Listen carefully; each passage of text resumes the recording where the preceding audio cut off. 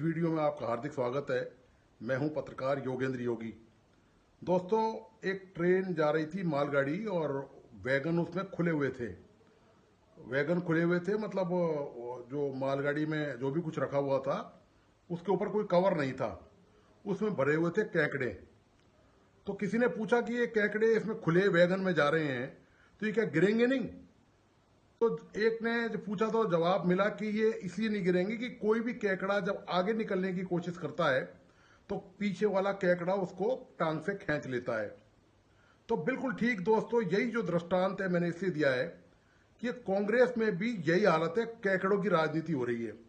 कोई भी आगे बढ़ने की कोशिश करता है तो 10 उसकी टांग खींचने वाले पीछे तैयार रहते हैं और वो टांग खींचना शुरू कर देते हैं। ये कांग्रेस की हालत है। राजस्थान में यदि कांग्रेस की बात करें, देश में तो पूरे में कांग्रेस की दुर्गति हो ही रही है और इन्हीं कारणों से हो रही है। और ये जो प्रमुख कारण है राजस्थान में कांग्रेस के सत्ता से बाहर होने का, उसमें से प्रमुख कारण एक ये भी है। कोई भी नेता जो अपनी अच्छी परफॉर्मेंस देना चाहता है, अपना अच्छा प्रदर्शन करना चाहता है, अपने टैलेंट को सामने लाना चाहता है, पूरे प्रदेश में सामने वाली पार्टी यानी कि भारतीय जनता पार्टी के खिलाफ वो कोई धरना प्रदर्शन आंदोलन करता है या अपनी आवाज बुलंद करता है, तो दूसरे जो कांग्रेस के बराबर के नेता हैं या ऊपर नीचे छोटे बड़े नेता हैं, वो फिर ये अभियान शुरू कर देते हैं कि कैसे ये जो नेता हमसे आगे जा रहा है इसकी टांग कैसे खींची जाए, इसको कैसे टांग खींचकर गिराया जाए या पीछे धकेला जाए, ये हमसे आगे निकल के सकता है। ये हालत आजकल कांग्रेस में राजस्थान में चल रही है। कांग्रेस जो सत्ता से बाहर है वो अभी अगले 4 साल समझ लीजिए आप, कि करीब 4 साल तब उनको इंतजार करना पड़ेगा सत्ता में आने का।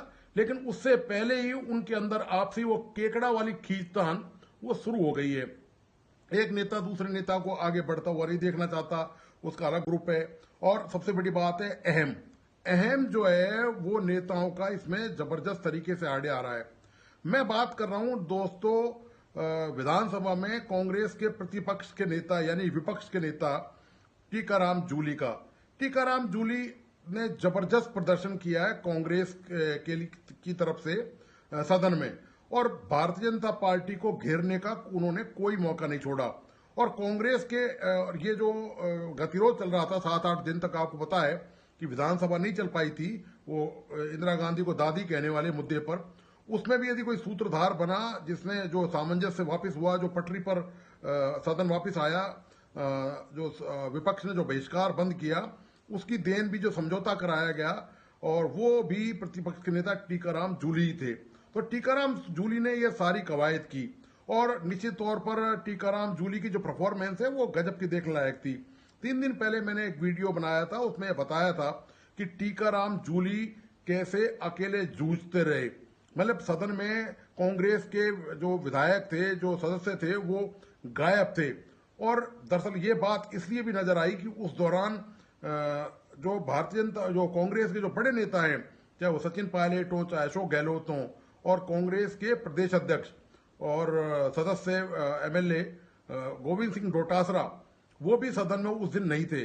लेकिन एक मजेदार बात मैं आपको बताता हूं, पिछले करीब 8 दिन से गोविंद सिंह डोटासरा और टीकाराम जूली के अंदर वही केकड़े वाली खिंचाई चल रही है। डोटासरा बिल्कुल नहीं चाहते कि टीकाराम जूली उनसे आगे निकल जाएं। दरअसल इतने सारे छत्रप कांग्रेस में पनप गए कि हर छत्रप खुद को मुख्यमंत्री का दावेदार मानता है। आज की हालत में देखें तो राजस्थान में यदि ये बात करें कि जबकि सूतना कपास और जुलाहो में लट्ठम लटकी वाली हालत हो रही है कांग्रेस की, कि अभी कांग्रेस में कुछ है ही नहीं, कोई सामान ही नहीं है। अभी चुनाव कम से कम 4 साल दूर है, 4.25 साल दूर हैं, और उसके बाद कांग्रेस में अभी से ये दौड़ शुरू हो गई है कि कौन मुख्यमंत्री की रेस में आगे रहेगा, किसका नाम ज्यादा चलना चाहिए, कौन मीडिया में सुर्खियों में रहना चाहिए, किसका नाम केंद्रीय आला कमान राहुल गांधी परिवार तक, मल्लिकार्जुन खड़गे तक पहुंचना चाहिए कि देखिए हाँ कितना शानदार ये नेता काम कर रहा है। वो तो सब बात की बात रही। लेकिन फिलहाल जो जंग चल रही है अंदरूनी तौर पर, हालांकि सतही तौर पर तो दोनों नेताओं ने और सचिन पायलट ने भी एक बयान दिया है आज, और इस बात का खंडन किया है कि ये सब भाजपा का कुप्रचार है। भाजपा दरअसल इस बात का कुप्रचार कर रही है और इसको गलत तरीके से प्रोत्साहित कर रही है, बढ़ावा देने की कोशिश कर रही है, तो और अपने असली मुद्दों से भटक रही है। ये कांग्रेस के नेताओं का कहना है, जब उनसे बातचीत की गई कि किस तरह से जो टीकाराम जूली और गोविंद सिंह डोटासरा के बीच में जो 36 का आंकड़ा चल रहा है, जो गुटबाजी अंदर तौर पर नजर आ रही है, सतही तौर पर उन्होंने दोनों ने नेताओं ने इससे इनकार किया है और यह बताया कि ये सब भारतीय जनता पार्टी की चाल है और भारतीय जनता पार्टी अपनी विकास की बातों का छलावा को भुलावा देने के लिए जो छलावा उन्होंने किया है उसके खिलाफ ये सारी जो है प्रायोजित की जा रही है ताकि मूल मुद्दों से लोगों का ध्यान हटाया जा सके। लेकिन सच्चाई दोस्तों ये नहीं है। जो ये नेता बयान दे रहे हैं, चाहे वो टीकाराम जूली ने दिया हो, चाहे गोविंद सिंह डोटासरा ने दिया हो या सचिन पायलट ने दिया हो, हकीकत यही है कि जब सदन में चूंकि जूली की जिम्मेदारी है कि वो प्रतिपक्ष के नेता हैं, तो उनका सदन में रहना जरूरी है और जो जनहित के मुद्दे हैं वो उन पे उठाना वो जारी रखते हैं। लेकिन उनके सपोर्ट में जो कद्दावर नेता है वो वहां पर मौजूद नहीं रहते।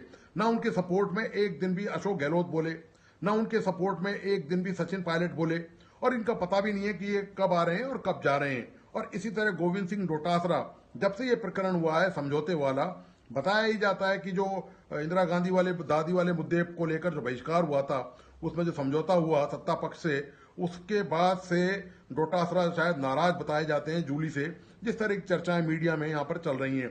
और लेकिन ये सच्चाई भी कहीं ना कहीं नजर आती है, क्योंकि डोटासरा करीब 8 दिन से सदन में नहीं आ रहे हैं।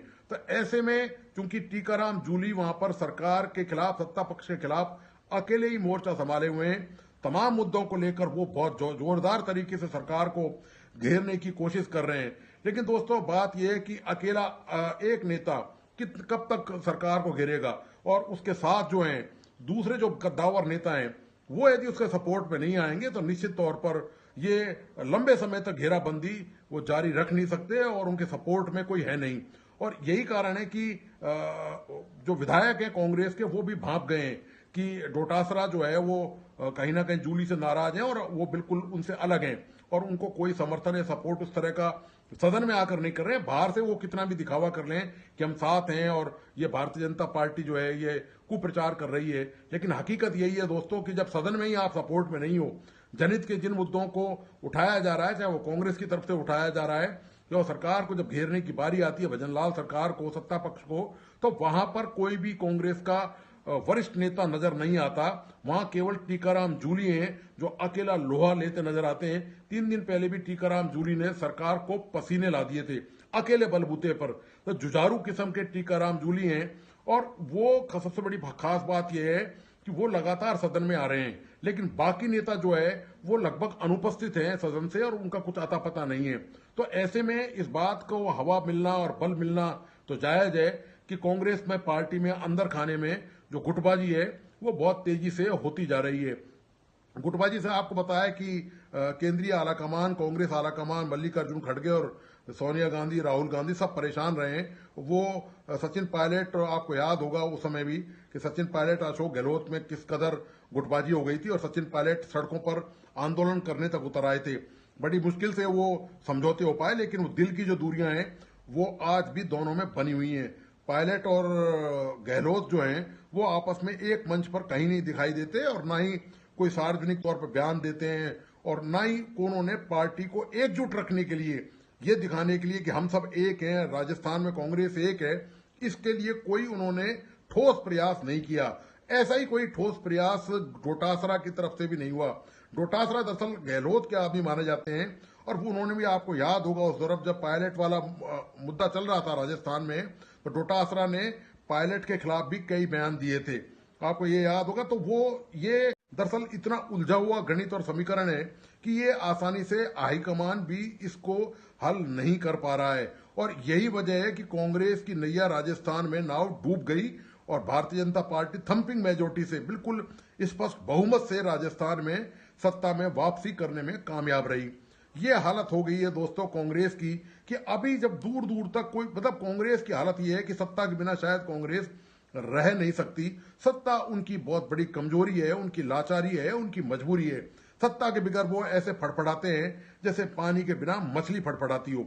ये कांग्रेस की हालत है। अभी दूर दूर तक कोई चुनाव का नाम निशान नहीं है, सत्ता में आने का कोई चांस ही नहीं है दूर दूर तक। उसके बावजूद अभी से यह हालत है कांग्रेस की, जब अभी तो ये हार का गम शायद ये भुला भी नहीं पाए होंगे, लेकिन उसमें उसका आप निरीक्षण करने के बजाय कि किन कारणों से हारे, गुटबंदी की वजह से हारे और अपने ये जो सरकार के विकास का जो अंजाम नहीं दिया और उसकी वजह से ये हारे, आपसी में जो मतभेद हैं, मनभेद हैं इनके, उसकी वजह से हारे, उनको दूर करने के बजाय, उस आप निरीक्षण करने के बजाय ये नेता अभी से अपनी अलग अलग दुकान चला रहे हैं, अभी से अपनी अलग अलग रोटियां सेक रहे हैं।